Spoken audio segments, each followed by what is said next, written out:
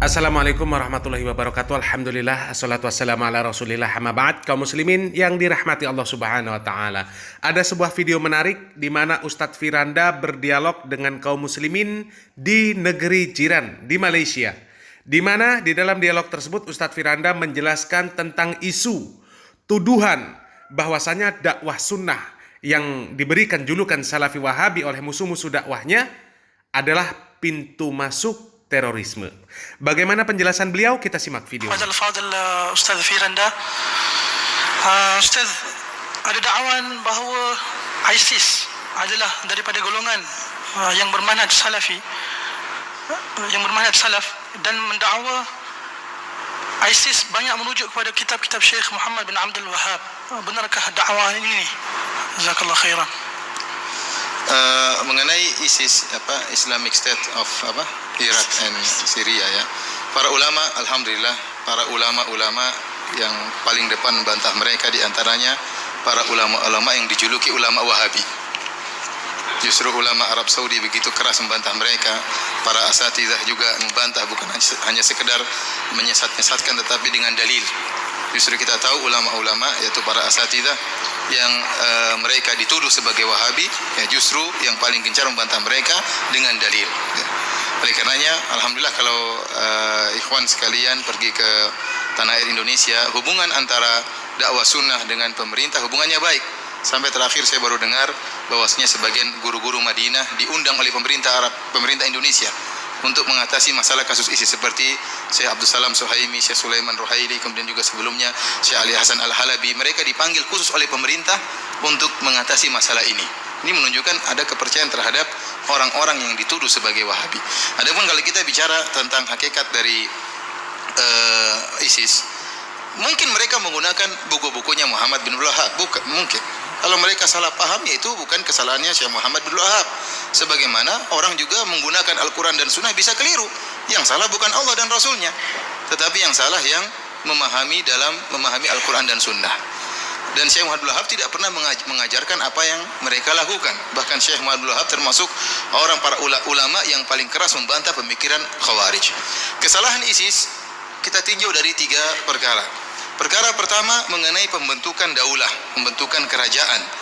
Apakah pembentukan kerajaan yang mereka lakukan adalah pembentukan yang sah? Kita tahu pemimpin mereka itu Abu Bakar Al-Baghdadi, dia pernah berkhutbah, dia mengatakan, "Inni qad wullitu wa lastu bi khairikum." Aku telah diangkat menjadi khalifah dan aku bukan yang terbaik di antara mereka. Ini ucapan indah yang pernah diucapkan oleh Abu Bakar As-Siddiq, bukan Abu Bakar Al-Baghdadi. Aku telah diangkat. Yang mengangkat Abu Bakar siapa? As-Siddiq. Yang mengangkat adalah para sahabat, kaum Ansar dan kaum Muhajirin. Ada musyawarah di antara mereka setelah sebelumnya mereka ada berselisih. Kaum Muhajirin mengatakan ada pemimpin dari kami, kaum Ansar mengatakan ada pemimpin dari kami, kemudian mereka bersepakat untuk mengangkat Abu Bakar. Jadi ijma' para sahabat, ada musyawarah untuk mengangkat Abu Bakar As-Siddiq. Adapun Abu Bakar Al-Baghdadi, siapa angkat dia? Apakah ada 2.000 orang kumpul-kumpul kemudian menjadikan satu khalifah, kemudian tegaklah negara Islam dunia? Apakah cara mendirikan khalifah seperti itu? Tidak ada pendirian khalifah tanpa musyawarah. Ya, kalau kita, apalagi ISIS sekarang bukan cuma khilafah di Irak dan Syam, tapi khilafah dunia.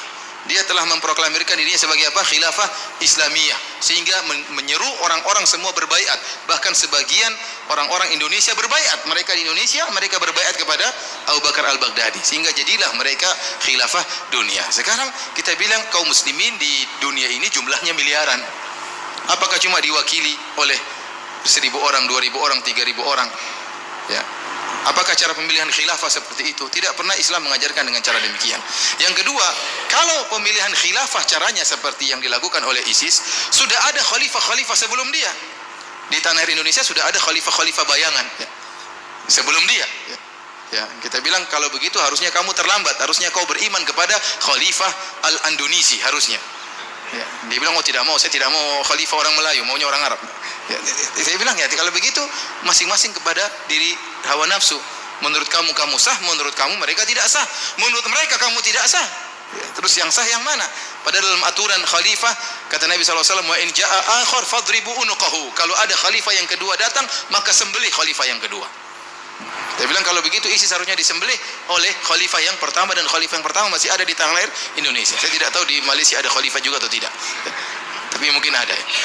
Jadi intinya pembentukan khalifah, kalau ternyata pembentukan khalifah ditinjau dari jumlah, maka saya katakan para pejuang yang ada di Suriah lebih utama untuk membuat khalifah daripada mereka. Kenapa? Yang lebih duluan berjuang adalah para pemuda-pemuda yang ada di Suriah. Mereka lebih dahulu berjuang dan jumlah mereka lebih banyak. Mereka lebih utama untuk buat khalifah daripada Abu Bakar al-Baghdadi. Namun mereka tidak mendirikan, karena mereka itu tidak begitu cara mendirikan khalifah. Oleh karenanya mendirikan khalifah bukan hanya kemudian kita kumpul-kumpul, sekarang kita kumpul berapa orang, kita angkat Ustadz Husani sebagai khalifah. Yang tidak bayat sama dia kafir. Repot kan seperti itu. Apakah cara khalifah? Akhirnya akan muncul berbagai macam khalifah. Jadi yang pertama dari sisi pendirian khalifah, dia tidak benar cara pendiriannya. Tidak ada pendirian khalifah tanpa musyawarah. Dia tidak mewakili miliaran muslim di dunia ini. Yang kedua, pada diri mereka ada ciri-ciri khawarij. Saya mungkin tidak berani mengatakan mereka khawarij, tetapi banyak ulama yang mengatakan mereka khawarij. Namun saya berani mengatakan dalam diri mereka ada sifat-sifat khawarij. Di antaranya Rasulullah SAW menyebut tentang sifat-sifat khawarij.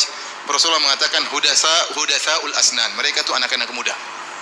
Dan itu benar. Orang ISIS rata-rata anak-anak muda. Khalifahnya pun muda. Orang tuanya hampir tak ada. Rata-rata anak muda. Sebagaimana orang-orang khawarij. Yang kedua kata Nabi SAW, sufahaul ahlam. Orang-orang bodoh. Tidak ada ulama di antara mereka. Antum lihat apakah ada ulama dari ISIS? Ulama yang dikenal punya ilmu, punya karangan-karangan, tak ada. Bahkan sebagian syekh-syekh yang suka mengkafirkan Arab Saudi, yang juga memiliki pemikiran takfiri, suka mengkafir Arab Saudi, juga membantah mereka. Artinya takfiri mereka kebablasan, terlalu parah. Sampai syekh yang takfiri juga membantah mereka. Artinya tidak ada ulama mereka. Mana ulama mereka? Apakah pendirian daulah tanpa ada orang alim? Mana ulama mereka? Mana karyanya? Apakah ahlul hadis? Apakah ahlul fikih? Tidak ada dalam ISIS. Terus siapa yang membimbing mereka? Tidak ada yang membimbing mereka. Sementara syekh-syekh yang mereka agungkan membantah mereka. Mereka kumpulan anak-anak muda. Ini di antara ciri-ciri khawarij. Di antara ciri khawarij yang ada pada mereka, takfiri mereka yang luar biasa. Sehingga mereka itu kalau ada yang menyelisih mereka, mereka bunuh, mereka bantai, dikatakan murtad.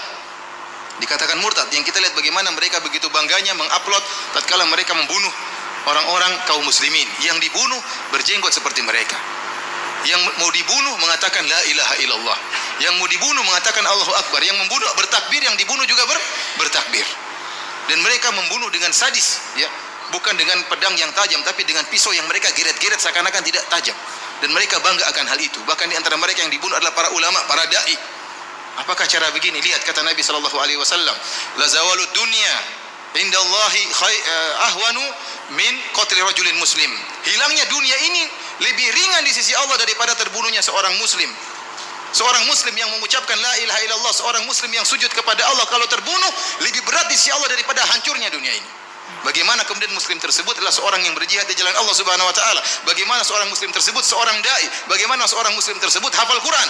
Kemudian dibunuh dengan begitu mudahnya oleh orang-orang ISIS. Yang jadi masalah para pejuang yang ada di Suriah tatkala menyerang ISIS mereka ragu-ragu. Tapi ISIS membunuh mereka tidak ragu-ragu.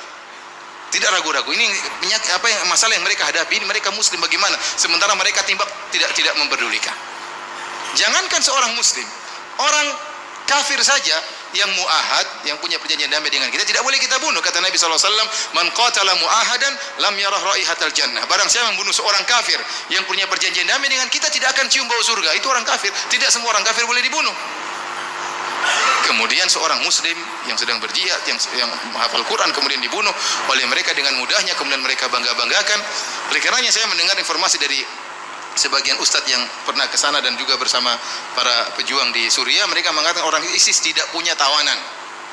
Orang ISIS nggak tahu kalau sekarang, kalau dahulu orang ISIS tidak punya tawanan. Setiap ada yang datang dibunuh, tidak ada dimaafkan, tidak ada tawanan. Yang datang mau bayat terlambat dibunuh. Jadi tidak ada. Luar biasa takfiri mereka, mudah mengkafirkan. Yang tidak membayat mereka dikafirkan. Ini pengkafiran sebenarnya tidak pernah kita temukan, ya. Tidak pernah kita temukan selama saya berdakwah, ya. Tidak tahu kalau Ustaz Abu Ihsan, beliau pernah punya pengalaman-pengalaman tersendiri, tapi selama saya hidup saya tidak pernah melihat ada pemikiran takfiri seperti ini yang terlalu berlebih-lebihan. Kemudian kesalahan yang ketiga, mereka merusak citra Islam, terutama cerita dakwah sunnah. Mengerikan kita yang kena, sehingga setiap orang yang berjenggot dianggap ISIS. Dianggap ISIS. Setiap ada lihat orang jenggot, jangan-jangan ISIS. ISIS istrinya juga bercadar, itu bercadar di siapa? ISIS. Kita dahulu pernah kena kasus teroris kita yang berpakaian Islami dituduh teroris. Saya pernah jalan masuk sebuah mall di Indonesia sebelum kasus ISIS. Ada bom-bom itu saya jalan sama istri saya bawa temannya juga perempuan, kita bawa anak-anak. Maka diperiksa luar biasa. Saya diperiksa. Ya, sebenarnya mungkin di pikiran dia ini ustadz, ini istrinya 2, berarti teroris. Padahal itu teman istri saya. Maka istri saya dan teman saya marah. Kita bilang, Pak, kalau kita mau ngebom ngapain bawa anak-anak? Kita mau ngebom ini ngapain kita bawa anak-anak? Tapi mereka begitu, mereka takut. Karena teroris seperti itu modelnya.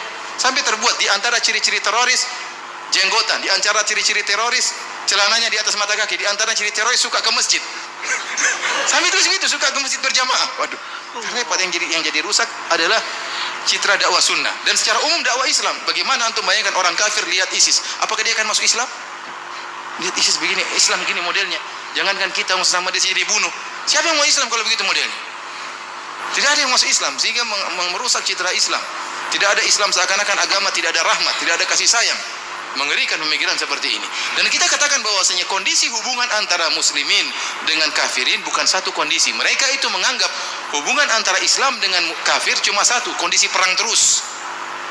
Padahal tidak, kondisi antara daulah Islamiyah dengan daulah kafirah berbagai macam kondisi. Terkadang perjanjian damai, ya. Terkadang ada kerjasama, terkadang kondisi perang. Makanya orang kafir tidak satu model.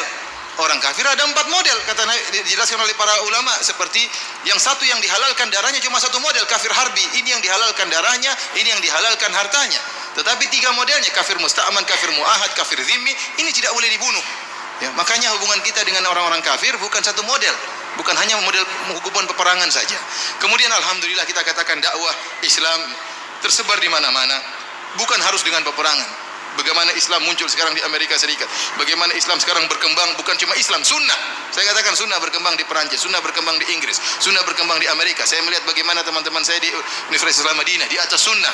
Islam berkembang dengan mudahnya, dengan akhlak, dengan budi pekerti, tidak mesti dengan peperangan. Dengan munculnya ISIS ini semakin mereka ditekan kehidupan mereka, terutama kaum minoritas yang ada di negara-negara kafir. Oleh karena saya katakan bahwasanya kita harus punya ketegasan. Kalau memang isu ISIS tidak berkembang di Malaysia, jangan dikembangkan, jangan dibesar-besarkan.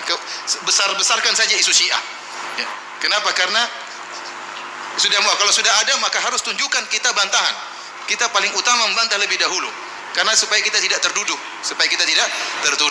Ya. Ini Allah alam bisawab, ini yang mungkin bisa saya sampaikan. Wallahu ta'ala alam bisawab. Jazakumullahu khairan pada semua para asatidzah. Hafizakumullahu ta'ala. Dengan berakhirnya jawapan tadi, maka berakhirlah sesi soal jawab pada petang ini. Mohon maaf pada para ikhwah sekalian yang ada soalan tadi tidak dapat dibacakan disebabkan kekan masa kita. Kita mudah-mudahan konvensyen pada hari ini bermanfaat, insya-Allah.